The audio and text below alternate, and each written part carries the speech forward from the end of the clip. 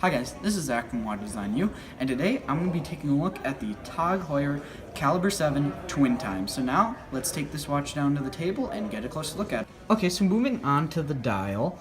The dial here, one criticism I have of it is, as you can see, it looks a little generic. I mean, there isn't really too much uniqueness about it, it just has regular indices. There's really no pops of color, it's really all monochrome. And that's just one thing I don't really like about it. I mean, the dial looks fine. It looks great. I just feel like it's a little bland, you know. There's not really a true unique aspect to it. Just being a matte black dial, you see that a lot. So I would have liked it more if they would have put some extra pops of color on here, especially for a GMT, because usually GMTs, if they have a bezel, or even on sometimes in the inside of the dial, they'll have kind of a half color kind of thing, where there'll be like basically a line right down the middle of either a chapter ring or a bezel with like a pop, nice bright color, and then a black or maybe another nice bright color like the Pepsi. But this watch doesn't really do any of that, and as you can see, the GMT chapter ring, it's just black and gray, which, again, I mean, it looks fine, I just think it's a little boring in my opinion. Now, it also has a nice pop of red, though, on the end of the GMT hand, which makes that very, very readable and also distinctive from the other hands, so that's one good thing, but again, there isn't really a true change of color there, it's just a little bit of a red spot, which, I mean, it makes it look definitely more interesting than just it would have been if they didn't put that, but still, again, I wish they would have done something a little bit more. Now, so it has the GMT hand there, and that's 24 hours as usual. And then it also has the minute hand, hour hand, and running seconds right there, as you can see. And then it also has a date wheel at 3 o'clock. Now, one thing I do love about the date wheel is they did do a black background and white lettering. A lot of watch manufacturers still can't figure out that the black background looks much, much better on black dials. And I also love how they put a nice framer on it, making it a lot more easy to see, as well as providing a cool design aspect to this piece. Now, the movement inside this watch is the TOG Heuer Caliber 7. Now, one thing that is a little kind of fishy about that is TOG Heuer will claim it as an in-house when really it is an ETA-based movement. They do not design it all in-house by themselves, which is a little bit of a downside of this piece. But I mean, the ETA makes very good movements, so that will drive down servicing costs, and they're also very robust, so you shouldn't have a reliability issue with them. Now, one thing that is also interesting about this piece is they do say that the power reserve is 42 to 46 hours, and I quote, depending on the execution. Now that worries me a little bit. That just makes me think, wait, is their quality control not that good or something like that? That just kind of, that seems fishy to me too, just because I think that it'd be set like most other manufacturers will say it's got a 40-hour power reserve, it's got a 48-hour power reserve, it's got a 72-hour power reserve.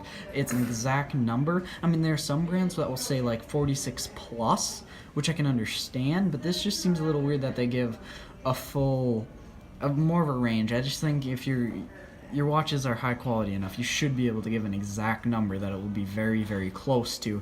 So that's one thing that kind of worries me a little bit, but it shouldn't actually be an issue in everyday life. 42 hours, that's just the bottom end, is good enough for a power reserve. I mean, I like to see 48, but 42 should be good, and that's a very common level of power reserve on a lot of watches. But now let's move on to the wrist shot. So let me just take this glove here. Gotten some comments, you don't like me wearing my glove in my left hand, so I'll take it off for you guys there. So here's the watch on the wrist. Now the 41mm size is absolutely great. As you can see, the thickness is perfect for a nice kind of sports watch. It also looks elegant enough for sure to wear with a suit. I'd say it's more sporty though than I'd say dressy, definitely, especially being stainless steel, but it looks great on the wrist. I mean, the Carrera line of TOG Heuer's is for sure one of their best. It definitely feels a lot nicer than a Formula 1, as it has full a bar clasp versus a pressed metal, so it's a lot more comfortable on the wrist and feels much higher quality. The one thing that worries me a little bit is the edges on some of the links and things are a little sharp for my liking, but that may just be me. You shouldn't really have too much problem with that in real everyday life. I just don't necessarily like the feeling of some of those edges, but it does feel good overall on the wrist. The 41mm size I think is absolutely perfect. I like 40mm, so 41 is definitely within my range. And I have about a 7-inch wrist, so take that for reference. And again, just good feel on the wrist, looks great. So this watch is available here at JB Hudson Jewelers. They lent us this piece for review. They're an authorized dealer of Tag Heuer for a price of $2,900. Now that price in my mind it's a bit high. I think being an ETA movement, it should not be that high. I feel like that's some of the Tag Heuer brand coming in there that's adding value to that, which I definitely don't like to see, but I believe that is what's happening here, is you can get automatic ETA movements that are GMTs for quite a lot less than that number, so I think that's one thing that hurts this is the value. But if you're looking at it within Tag Heuer's lineup, the regular Carrera with no GMT hand is actually only $200 less than this piece. So I think that it would be a good purchase to go with this over the regular day date. Oops, sorry about that focus there.